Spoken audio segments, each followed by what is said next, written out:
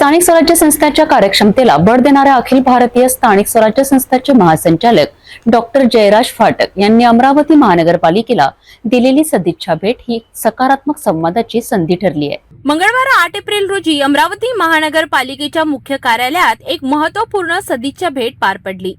भेट देणारे होते भारतीय प्रशासन सेवेतील निवृत्त वरिष्ठ अधिकारी आणि सध्या अखिल भारतीय स्थानिक स्वराज्य संस्थेचे महासंचालक असलेले डॉक्टर जयराज फाटक।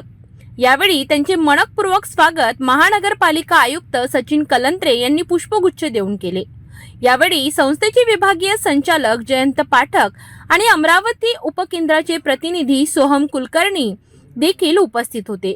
बैठकीदरम्यान नगर विकास, शिक्षण आणि प्रशिक्षण यासारख्या विषयांवर विशेष चर्चा झाली।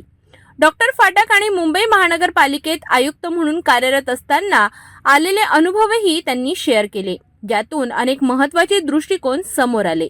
मला लोक सांगायचे की ट्रेनिंग इन्स्टिट्यूशनला 140 कोटी उत्पन्न म्हणजे खूपच जास्त, एवढं मोठं म्हणजे NIT वगैरेचं बजेट तसं असेल, IITचं थोडं जास्त आहे। तर एक तर आमची 70 सेंटर्स आहेत आणि मी त्याच्यात विचार करत होतो की आम्ही फक्त ट्रेनिंग इन्स्टिट्यूशन नाही, जो एक शॉर्ट फॉर्म दिल्लीला TCPO केला जातो, town and country planning organisation, तसं आमची कामं TCPO अशा स्वरूपाची आहे, म्हणजे ट्रेनिंग, कन्सल्टन्सी, प्रोजेक्ट आणि माझं ऑफिस याचं परीक्षा वगैरे। महानगरपालिकेकडून या भेटीला प्रतिसाद देत अतिरिक्त आयुक्त महेश देशमुख, शिल्पा नाईक, सहाय्यक आयुक्त भूषण पुसतकर, नंदकिशोर तिखिले, दीपिका गायकवाड, धनंजय शिंदे हे अधिकारी उपस्थित होते। ही भेट केवळ औपचारिक नव्हती, तर स्थानिक प्रशासन आणि प्रशिक्षण संस्था यांच्यातील एक सशक्त समन्वय साधणारी होती।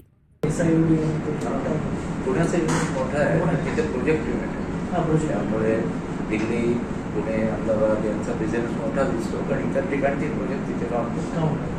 डॉक्टर जयराज फाटक यांची सदिच्छा भेट म्हणजे केवळ एक वरिष्ठ अधिकाऱ्यांचे आगमन नव्हे, तर अनुभव, मार्गदर्शन आणि सहकार्य यांचं आदान प्रदान आहे। अशी भेट शहराच्या प्रशासनाला नवचैतन्य देते आहे।